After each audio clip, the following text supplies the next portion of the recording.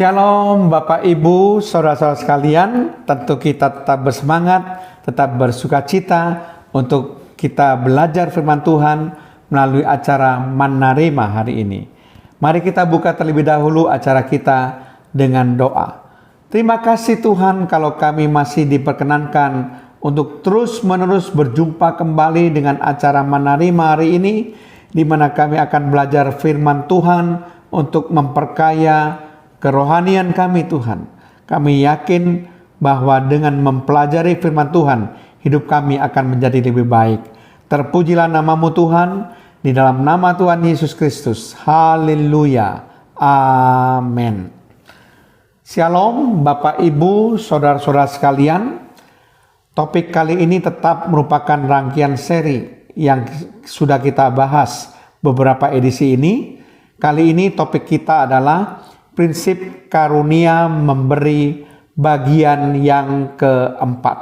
Sekali lagi, prinsip karunia memberi bagian yang keempat. Tetap kita mengacu pada surat 2 Korintus pasal yang ke-8 dan pasal yang ke-9. Mari kita bahas satu persatu kembali apa prinsip karunia memberi bagian yang keempat. Prinsip karunia memberi yang ke-17. Karunia memberi adalah sebuah pelayanan yang ditujukan bagi orang percaya lainnya atau orang-orang kudus lainnya. Sekali lagi, karunia memberi adalah sebuah pelayanan yang ditujukan bagi orang percaya lainnya atau orang-orang kudus lainnya. Mari kita membaca 2 Korintus pasal yang ke-9 ayat yang pertama. 2 Korintus pasal yang ke-9 ayat yang pertama berbunyi demikian. Tentang pelayanan kepada orang-orang kudus, tidak perlu lagi aku menuliskannya kepada kamu. Perhatikan. Sangat jelas sekali ayat ini mengatakan tentang pelayanan kepada orang-orang kudus. Ya, itu adalah prinsip karunia memberi yang ke-17. Prinsip karunia memberi yang ke-18, prinsip tabur tuai berlaku untuk karunia memberi. Prinsip tabur tuai berlaku untuk karunia memberi. Mari kita baca 2 Korintus pasal yang ke-9 ayat yang ke-6. Camkanlah ini, orang yang menabur sedikit akan menuai sedikit juga, dan orang yang menabur banyak akan menuai banyak juga. Ini adalah prinsip tabur tuai. Prinsip tabur tuai ini berlaku dalam karunia memberi. Karena kata menabur itu merupakan suatu perbuatan memberi. Ya, kita akan melihat prinsip karunia memberi yang ke-19. Karunia memberi merupakan suatu perbuatan yang sewajarnya dan seharusnya dilakukan oleh orang percaya. Sekali lagi, karunia memberi merupakan suatu perbuatan yang sewajarnya dan seharusnya dilakukan oleh orang percaya. Nah, Bapak Ibu Saudara sekalian, ketika kita melihat dalam 2 Korintus pasal yang ke-9, maka kita akan mengetahui bahwa memang orang-orang percaya itu harus sewajarnya memiliki karunia memberi. Karena kita tahu bahwa Allah sudah memberikan suatu contoh bagi kita, di mana dikatakan karena kasih Allah akan dunia ini, maka Allah mengaruniakan anaknya yang tunggal. Nah, ini adalah suatu perbuatan memberi dari Allah kepada kita, umat manusia. Suatu pemberian yang sangat berharga, bahkan tidak dapat kita balas, yaitu anaknya yang tunggal diberikan kepada manusia supaya manusia diselamatkan.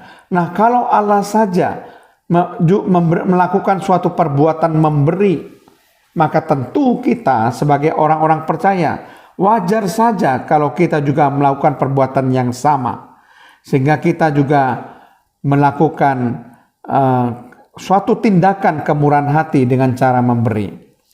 Prinsip karunia memberi yang ke-20. Pilih sendiri apa dan bagaimana Anda akan memberi menurut kerelaan hati Anda. Sekali lagi, pilihlah sendiri apa dan bagaimana Anda akan memberi menurut kerelaan hati Anda. 2 Korintus pasal 9 ayat yang ke-7 dikatakan, hendaklah masing-masing memberikan menurut kerelaan hatinya. Jadi dasar untuk memberi ini harus menurut kerelaan hati, sebagaimana dikatakan dalam firman Tuhan ini. Kemudian kita akan melihat prinsip karunia memberi yang ke-21.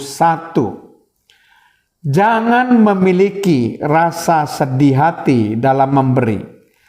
Jangan memiliki rasa sedih hati dalam memberi. Ini juga terdapat dalam 2 Korintus pasal yang ke-9.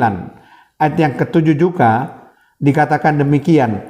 Jangan dengan sedih hati. Sekali lagi dikatakan dalam ayat 2 Korintus 9 ayat yang ke-7. Jangan dengan sedih hati, maksudnya hendaklah masing-masing memberikan, jangan dengan sedih hati. Kemudian kita akan melihat prinsip karunia memberi yang ke-22. Jangan memberi jika Anda berpikir bahwa Anda merasa terpaksa harus memberi. Sekali lagi, jangan memberi jika Anda berpikir bahwa Anda merasa terpaksa harus memberi. Dalam 2 Korintus pasal 9 juga dalam ayat yang ke-7 dikatakan atau karena paksaan. Jadi artinya hendaklah masing-masing memberikan, jangan karena paksaan, itu maksudnya. Jadi memberi tidak boleh dengan rasa terpaksa.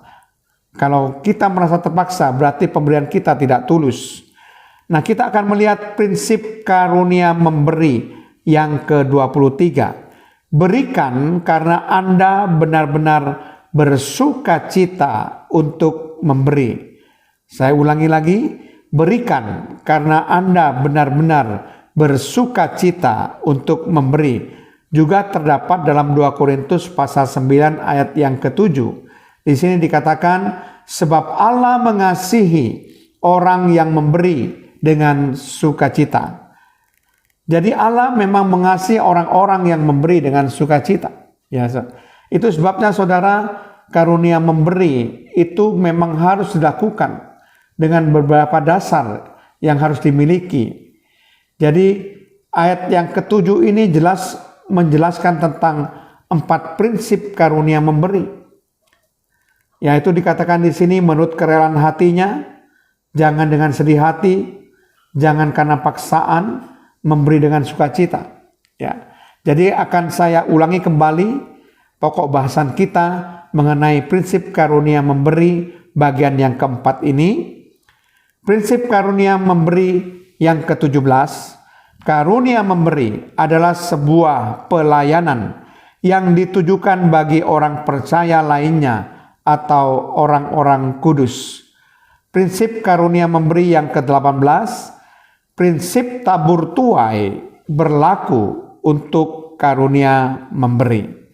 Prinsip karunia memberi yang ke-19, karunia memberi merupakan suatu perbuatan yang sewajarnya dan seharusnya dilakukan oleh orang percaya.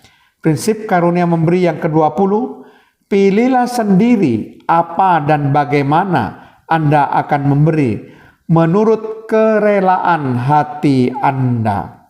Prinsip karunia memberi yang ke-21, jangan memiliki rasa sedih hati dalam memberi.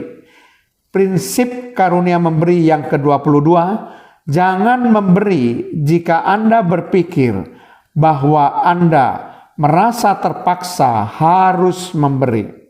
Prinsip karunia memberi yang ke-23, berikan karena Anda benar-benar bersuka cita untuk memberi. Amin. Mari kita berdoa. Tuhan, terima kasih kalau kembali kami belajar prinsip karunia memberi bagian yang keempat ini Tuhan. Sungguh-sungguh kami merindukan agar semua yang mendengarkan renungan singkat firman Tuhan ini memiliki karunia memberi. Terpujilah namamu Tuhan, dalam nama Tuhan Yesus Kristus. Haleluya. Amin.